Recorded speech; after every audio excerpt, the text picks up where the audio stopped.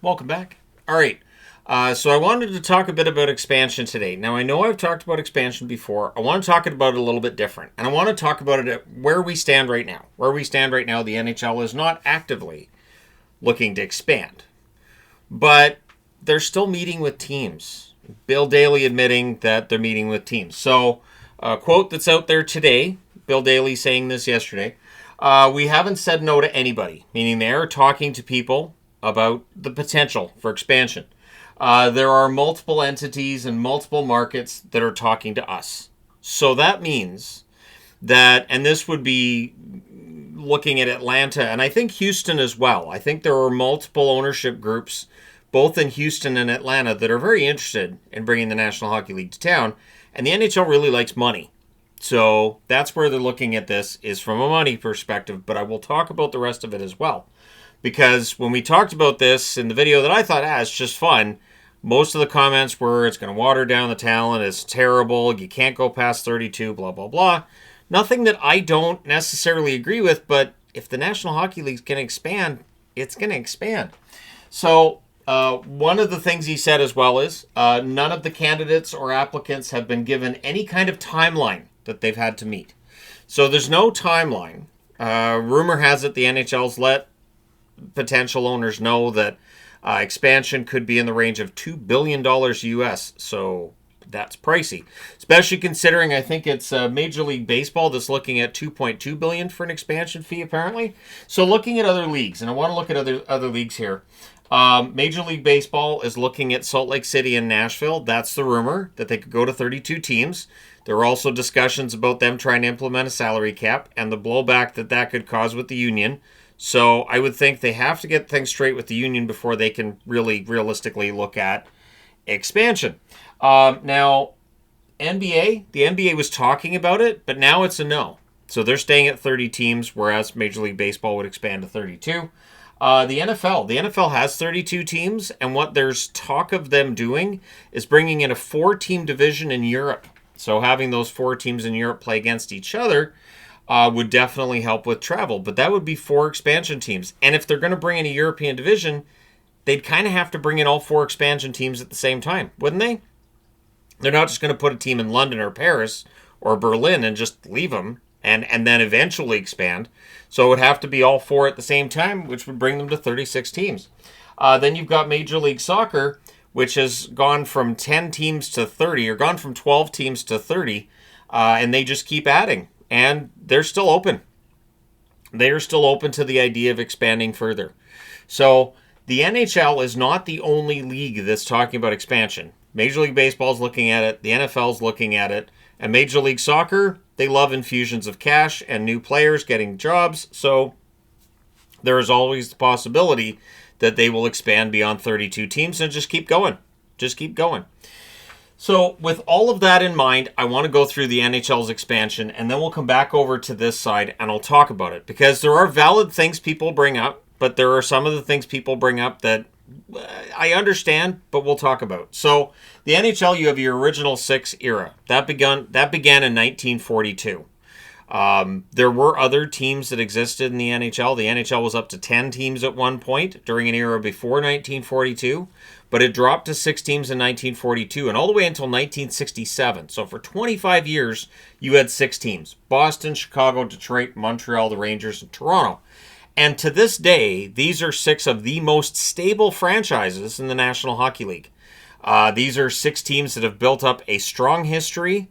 And so even when they go through lean times as Chicago and Detroit have, Montreal's had some lean years, Boston's into it now, these are still strong teams. We don't hear a lot about their attendance dropping off necessarily. Chicago at times has had their attendance drop off, but in general, this has been a pretty strong 6-team grouping in that original 6. Now, they expanded from 6 to 12 in 1967. They doubled the size of the league. I am sure that in 1967, there was a lot of complaining about doubling the size of the league and what that would do for talent. So they bring in the Oakland Seals. I do have an Oakland magnet. It does not fit in this spot, so I just wrote Seals on the board.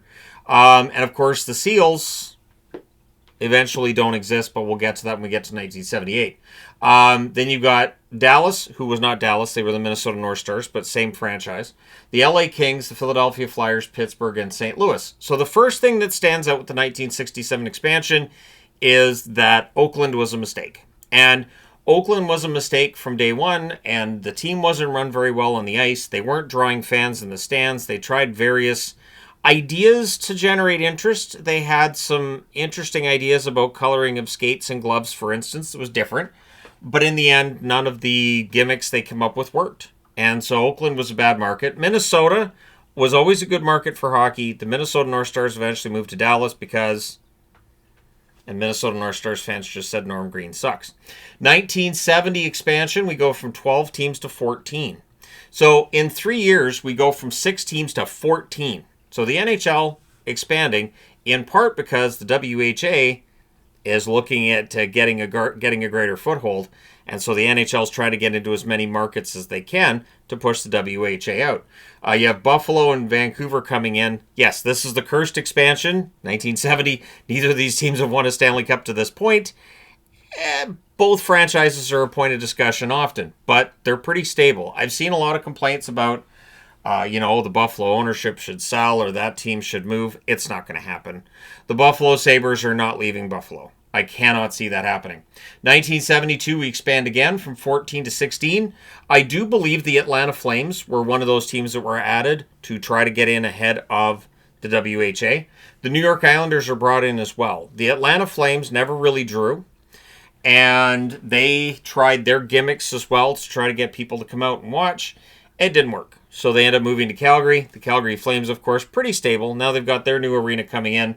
So any concerns that they might have to move at any point, that's gone. 1974, we go from 16 teams to 18. The NHL expands to Kansas City and Washington. Well, Kansas City doesn't work. They're there 2 years, then they move to Colorado. They become the Rockies. And while Denver's a great hockey market, the Rockies couldn't draw because the Rockies couldn't score and they couldn't keep the puck out of their net. Eventually, they moved to New Jersey and become the Devils. So that's the Devils and the Washington Capitals joining the league. And the Capitals had a very shaky start in the NHL. 8 wins that first year. Just at this point, because you've expanded. 1974 expansion, there weren't any good players available at that point. You look at those expansion rosters, they were brutal. They were awful. And so the NHL, while they were happy to take the expansion money, I don't think the owners got back the valid return. You look at how expansion's done now, and I know fans don't necessarily like teams getting a good team right out, or franchises having a good team right out of the gate. But the other option is to have a team like Washington that was bad for about a decade. Kansas City ends up moving to Colorado and moving again to New Jersey, and then they were still bad until the late 80s. That's not a way to win over fans in a new market, right? And generally when you're expanding, it should be a new market. Now, in 1978, we get contraction. And for the NHL to admit, okay, we got to contract, this isn't working, remarkable. So the Seals moved to Cleveland, and the Cleveland Barons in 1978, they fold. By folding, they merged with the Minnesota North Stars. The Minnesota North Stars still weren't very good the season after that, showing just how, yes, at that point, the talent was definitely diluted. We go down to 17 teams, but we're 11 years away from there being 6. They've basically tripled the size of the league in a little over a decade, and this is being done because the WHA is out there. Now, 1979, you get an expansion because the WHA finally gives up the ghost. Driving up the cost of players, making the NHL remarkably angry, an anger that went on for quite some time. But going from 17 to 21 teams, keep an eye on this, or at least look at this. Carolina, well, they were Hartford. Colorado Avalanche, they were Quebec. The Winnipeg Jets, who then became Arizona, and the Edmonton Oilers are in the middle. The Oilers are the only one that survived from the WHA move. And Bettman, famously, and I said this in a recent video, I'll say it again here, when we saw these teams move, and when he was asked after that third team moved, what is the issue here? What's the problem? He said the problem is 3 letters, WHA.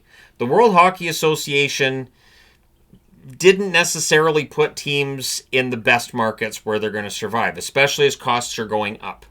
And so while we would love to see the Hartford Whalers come back, we'd love to see the Quebec Nordiques come back, the odds of either of them coming back are pretty slim at this point. And I'll talk about that again when I get over here. Now, we didn't see expansion again for a long time. They stay at 21 teams. There were still discussions during the 80s about how there were too many players. There were too many lousy players in the NHL.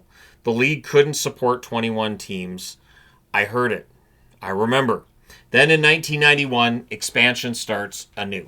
And with Gretzky getting into California, now we're adding teams to California, starting with the San Jose Sharks. Now, the Sharks expansion was also kind of treated like a return of the Seals. So there was a twofold expansion where the Minnesota North Stars, they participated in said expansion. There was two phases to it. So San Jose gets their players, and then they took players from Minnesota, and Minnesota took players from San Jose, and all that, because Cleveland merged with Minnesota. So this was kind of seen as 13 years later, kind of the return of the Seals, or maybe the Barons, right? But 1992, we then get Ottawa and Tampa. So now the league's gone from 21 to 24 in a couple of years. 1993, we get Anaheim and Florida. We go from 24 to 26. There's a break of 5 years before Nashville comes in, so we go from 26 to 27.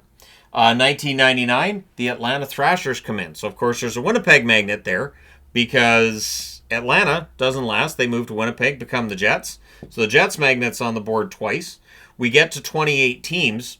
Winnipeg was without a team for a little over a decade, and then they go back to Winnipeg. No, 2 decades, almost two decades. Yeah, because I was thinking 99. No, they moved in 2011.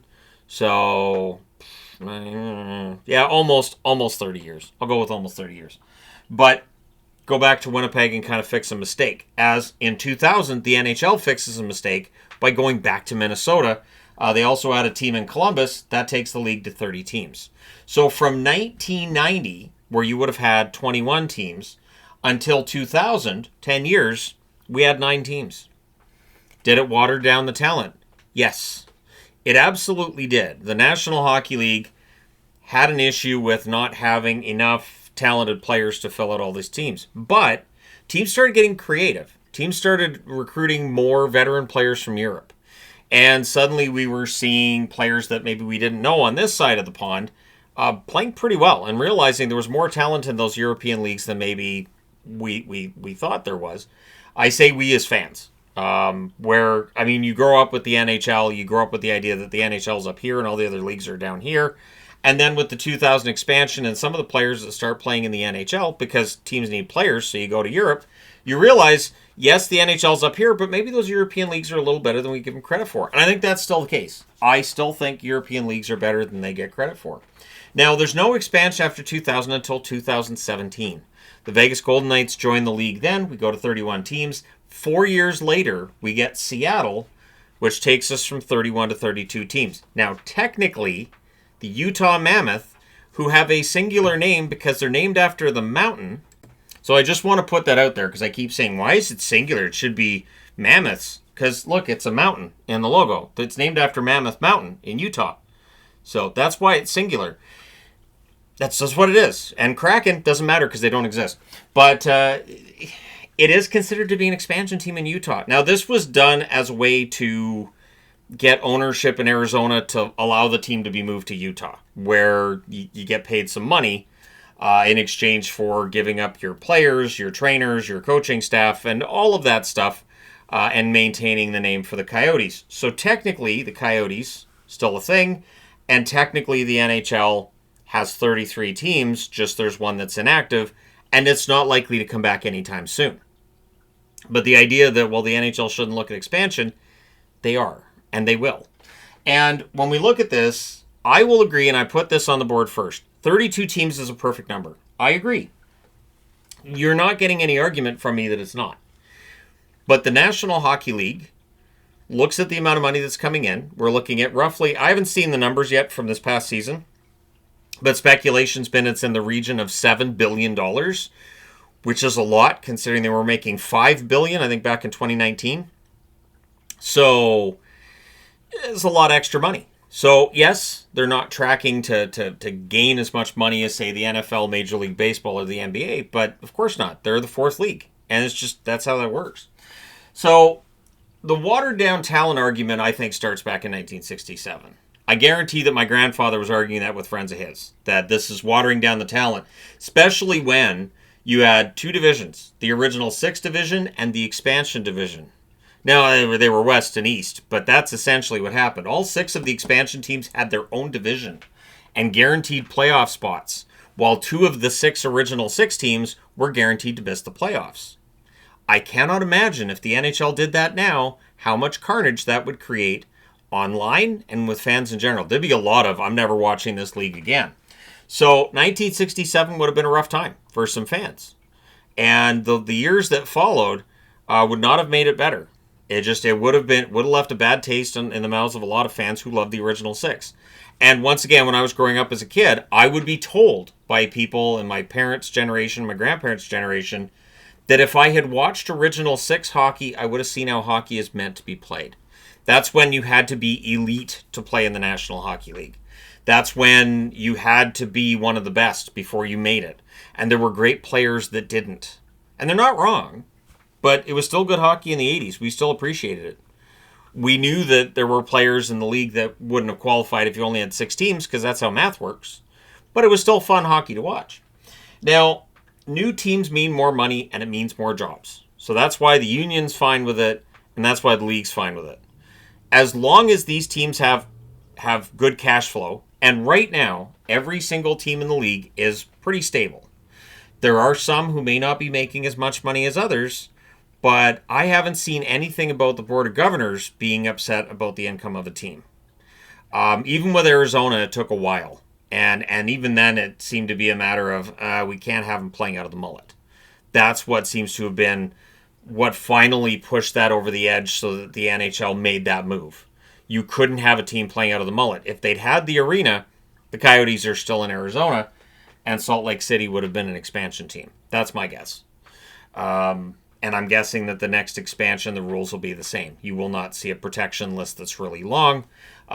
Expansion teams are going to be pretty well set up because of how brutal some of these expansion franchises were.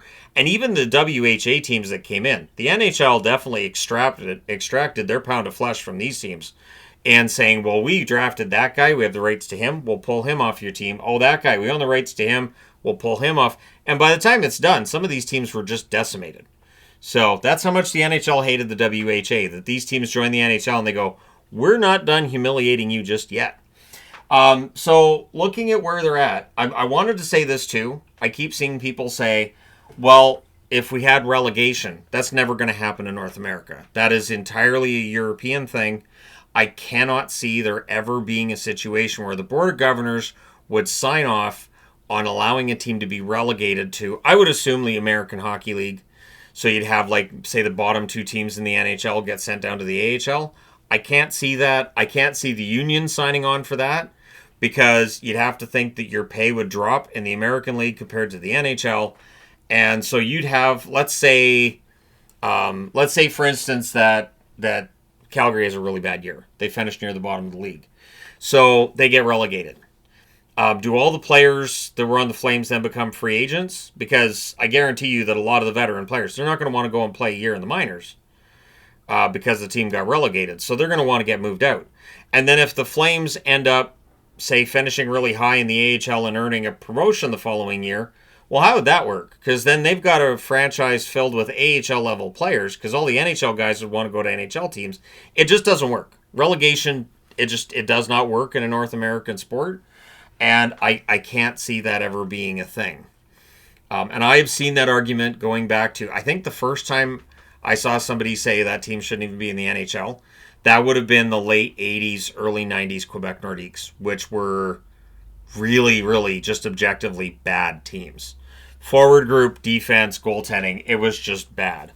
And it definitely did not help keep them in Quebec City. I think that was part of the reason why the Nordiques ended up moving. I don't think it helped. I'll put it that way. So with the NHL, what we're looking at right now, and I wanted to look at where players are from. And since this is the only video I've recorded today, I have lots of energy for this because all the other videos were pre-recorded. I went to the hospital today, so just full transparency, I spent like about 3.5, 4 hours at the hospital today visiting with my wife, who is progressing. She's nowhere near coming home, but she's progressing. So looking at active NHL players by country, and I got this from Quant Hockey, or quantitative hockey, however you want to look at it. And then I looked up the number of hockey players in each country, and I found, I think it's Statista that had this information. So I wanted to pair this up. So there's 421 Canadians in the National Hockey League there's 421 Canadians who are active who have played in the NHL. This would include players that are now in the KHL or in various European leagues. So there's 421, that's the most. And in terms of hockey players in Canada, there's 470,030 in terms of registered hockey players. That's the estimate. In the U.S., you have 303 from the U.S. in terms of NHL players. 486,464 hockey players in the U.S. according to the stat. I will not be surprised when the United States has just a deeper roster from top to bottom in international competitions than Canada. The U.S., you have a population that's 10 times that of Canada, and I think that the U.S. hockey situation that they have down there, it's just run really, really well. And they're developing players really quite well at the NCAA level, the USHL, and just their national team program is excellent. So the growth in the States, I think, makes it easier to argue for expansion. I don't think that the United States, while they had some good teams, there's the Miracle on Ice in 1980, I think there's more Americans playing hockey now than ever before. And so that's going to help. Now, the other thing that the NHL would need to do if they want to expand, and they need to continue to do this, is help hockey's growth in other countries. Basically, pour money into other countries that are developing hockey nations with the idea of creating a good environment for new NHL players to start playing. So Sweden has 98 NHLers. 61,932 signed up to play hockey. Sweden is a small country when you look at the population, and yet they create a lot of National Hockey League players. Russia, 65 from Russia that are listed as having played in the NHL. 100,263 registered to play hockey. So nowhere near the number. And this is where I do wonder, like, if that's an accurate number, or if there's others that aren't being counted. It is possible. Finland, 56 NHL experienced active players. That's a good way to put it. NHL experienced, meaning they may not be in the NHL currently. 50,386 registered for hockey, according to this stat line I found. Finland, I don't know what it is with Finland and Sweden, but it's magic how they are able to create fantastic hockey players in a country where their population is just smaller, and yet their ability to create great hockey players is just absolutely just mind-blowing, considering they've only got 50,000, and in Canada it's 470,000. So when you look at per capita, if you're a Finnish player, you got a better chance of making it to the NHL than if you're a Canadian player. If you're a Canadian kid, it's harder to make it to the NHL than a Finnish kid, because I think the Finnish players just really, really work for it. This is why when people talk about how lazy or whatever when it comes to European players, I go, I don't believe that at all, or else the Olympic results would line up that way, and generally they don't. Finland's done well internationally. Sweden's done really well internationally. When they put on their country's flag, they play quite well. Czechia, 29 NHLers, or NHL experience amongst active players. 24,425. And this is where you're in still, these are countries that have played hockey for a very long time. Then there's Switzerland, 11 Swiss hockey players, but 28,965 registered to play. Switzerland, I think there's a ton of potential for more. I think there's a ton of potential for more kids playing hockey and way more NHLers coming out of Switzerland. Germany and Slovakia. There's more potential, I think, with Germany than Slovakia. But Slovakia, 8 in the NHL, 10,952, again, registered to play according to the chart that I found.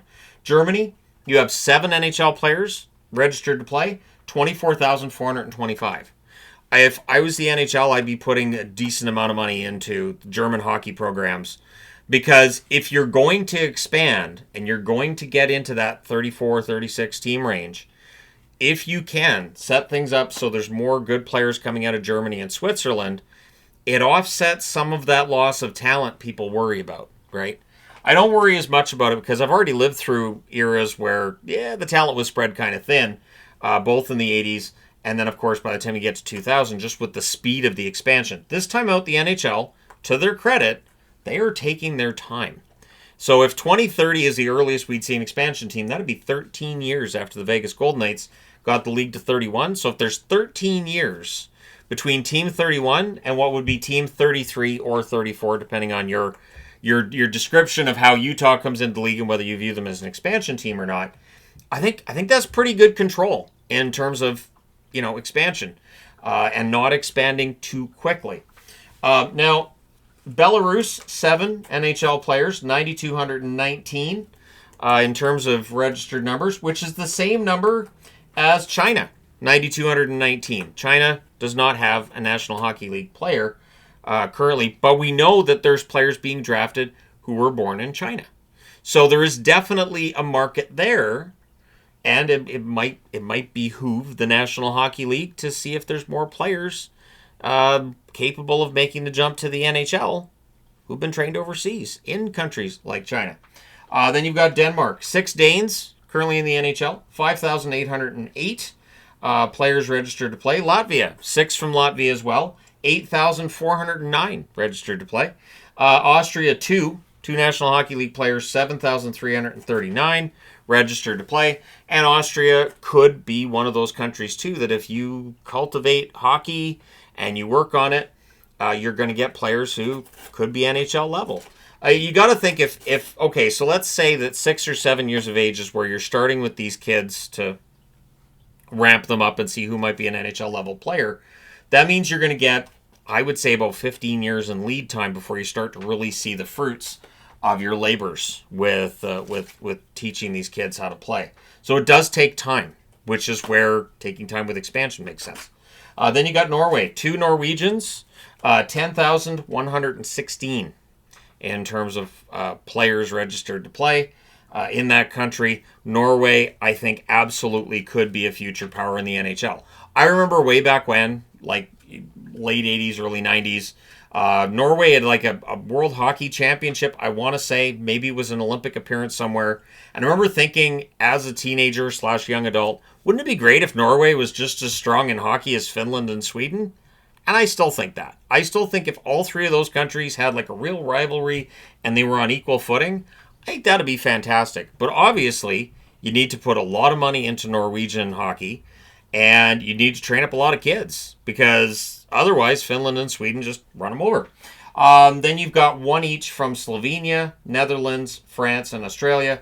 France has 16,509 registered to play hockey according to the chart I saw.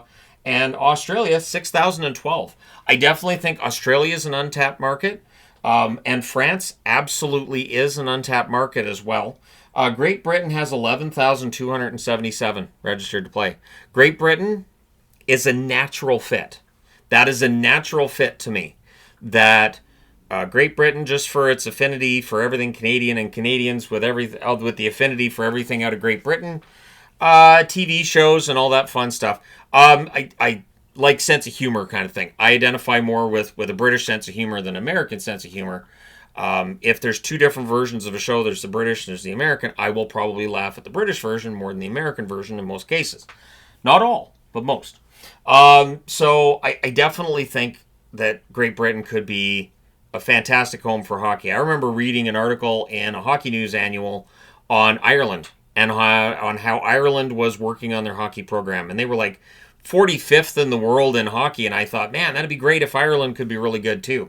I think it's a matter of teaching people about hockey, having people play hockey, get on the gear, get on an ice sheet, making sure you've got those ice sheets available, right? Making sure you've got those arenas and everything, because that's part of the problem.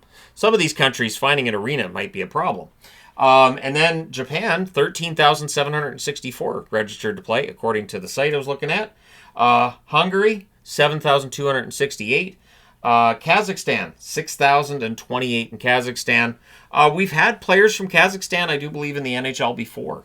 So there are a lot of countries that the NHL could, if they put the money into it, help to train players up and create an environment where there are more NHL level players available for draft, available to play in the NHL, and diminish the negative of an expansion where you do experience that drop in terms of the overall play.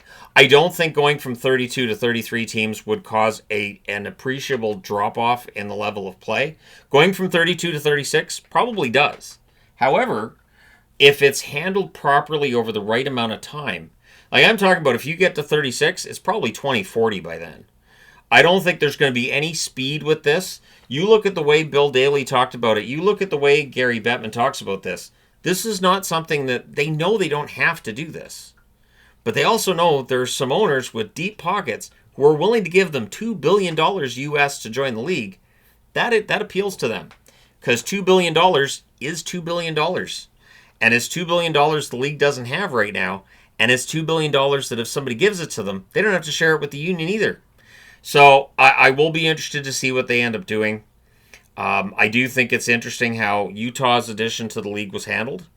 And I think that took care of one of the obstacles potentially to an expansion. I don't think you could have argued for an expansion when you've got the Coyotes playing out of the mullet. I don't think you could argue that at all. And now they're in Salt Lake City. The team has been a success for its first year. Things look really good for Salt Lake City and for the Utah Mammoth. So maybe we get the Houston Aeros. Maybe we get Atlanta back. And I know the arguments against Atlanta. I know the arguments against every team that I talk about. I only mention them because this is where we know there's people who have money.